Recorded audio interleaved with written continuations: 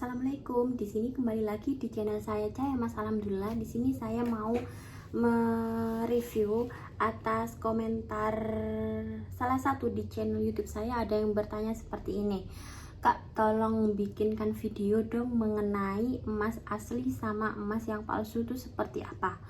Menurut ilmu yang pernah saya dapatkan, di sini saya sudah mencatat yang ada yang kurang efisien dan kurang tepat, dan juga sudah ada yang beberapa yang sangat akurat. Di sini menurut ilmu yang pernah aku dapat dan aku juga lihat review-review orang lain, dan di sini Mimin juga mau kasih tahu kalau di situ ada yang kurang akurat dan tidak rekom untuk melakukan hal seperti itu. Untuk yang pertama yaitu menggosokkan dengan telapak tangan. Kalau yang asli katanya itu tidak memudar, kalau palsu itu memudar atau tidak seragam. Di sini saya tidak rekomen karena ini kurang efisien. Untuk menggosokkan ke telapak tangan itu berapa menit? Kalau cuma beberapa menit aja, menurut Mimin itu nggak akan berpengaruh kita melihatnya antara emas asli atau emas palsunya. Jadi nggak kelihatan banget sama tidak pudar atau seragamnya ke telapak tangan kita, begitu. Untuk yang kedua, gores di keramik atau di kertas. Kalau yang asli tidak meninggalkan goresan, kalau palsu meninggalkan goresan. Ini juga kurang efisien ya, karena kemarin saya juga pernah nyoba juga. Kalau goreskan ke kertas itu, padahal yang saya cek itu adalah emas asli dan di dalamnya ada kode emasnya, dan di situ ada bekas hitamnya di kertas karena mungkin gosoknya saya itu terlalu keras, terus di bawahnya itu tidak ada buku yang tebal, jadi di bawahnya itu lapaknya meja, jadi mungkin karena terlalu keras mungkin ya, jadi ada goresannya. Menurut saya untuk nomor kedua, goresan keramik atau ke kertas ini kurang efisien, jadi tidak bisa digunakan melalui ini ya. Untuk yang keempat, cek manual kode. Kalau sudah ada kode kadar 300 atau 6K, 375, 420, 700, 750, 99. Nah, kalau itu sudah pasti ya efisien dan sangat akurat kalau ada kode-kodenya seperti itu. Terus yang keempat bisa dicek dengan dipotong menggunakan tang. Biasanya di setiap rumah itu pasti mempunyai tang kan ya. Misal nih dapat nemu barang dari jalan, kalian potong itu juga nggak apa-apa, tapi cuman menurut saya lebih baik jangan ya. Cuman saya kasih informasi aja, nggak apa-apa ya. Untuk yang asli di sini mudah peok atau putus. Kalau yang palsu susah peok atau putus. Jadi emas itu dia itu barangnya lunak dan mudah peok, mudah kalau kita gigit, kalau kita peokkan itu sangat mudah karena emas itu benar-benar lunak. Kalau yang palsu itu kenapa susah peok atau tidak mudah putus?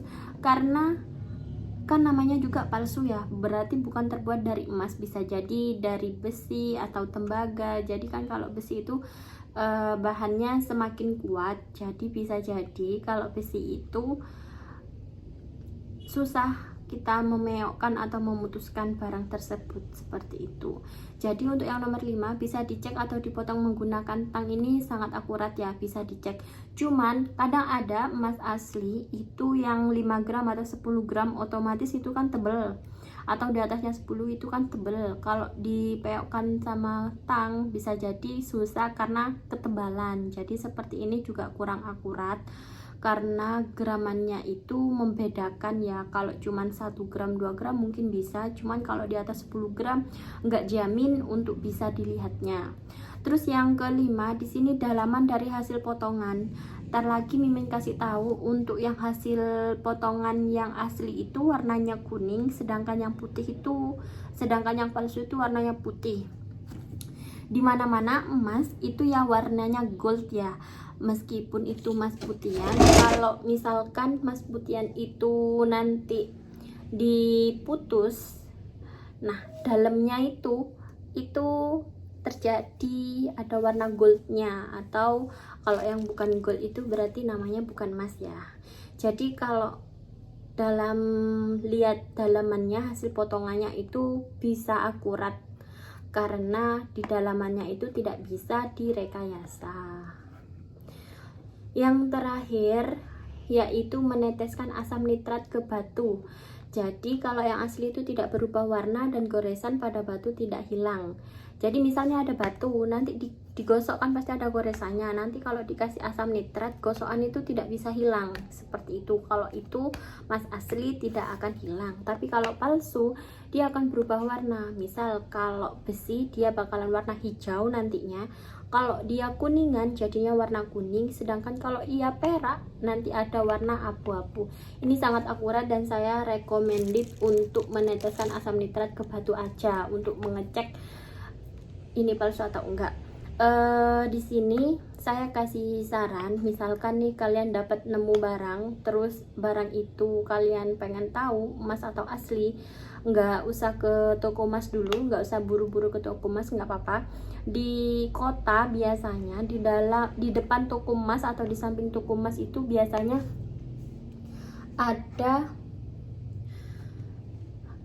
ada bapak-bapak yang hanya pakai ginian aja, itu bening, di dalamnya itu sudah ada asam nitrat sama batunya untuk menggoreskan atau untuk mengecek emas tersebut. Jadi alangkah baiknya jika kalian nemu emas atau curiga itu emas palsu atau asli, bisa dicekkan ke sana aja. Itu lebih recommended. Karena kalau kita lihat di YouTube yang menggosokkan ke tangan lah, ke keramik lah, nah itu kurang akurat.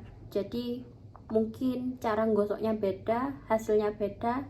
Nah itu tidak bisa diefisienkan untuk menyatakan ini loh emas asli, enggak. Jadi kalau kalian ingin lebih pasti lagi, otomatis datanglah ke bapak-bapak yang ada di depan toko atau di samping toko.